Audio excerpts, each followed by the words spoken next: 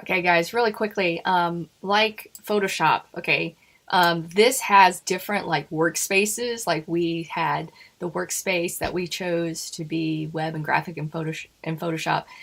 These are your workspaces in Lightroom. Okay, so here's the actual files that I've imported. I see them right here. It's in my egg to iPad folder.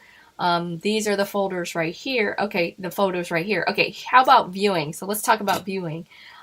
There's the grid view, which I'm currently on. There's loupe view, which you can see individual photos. I can zoom in, I can zoom out, and then I'm just left clicking. Okay, back to grid view. If I would like to compare two photos side by side, hit the X and Y, and I get the comparison view. If I want to go back to grid view and I have several photos that I want to see, I can do multiple views. I've just highlighted by holding the shift and left clicking. I could do all of these if I wanted to, and then I can see them at one time.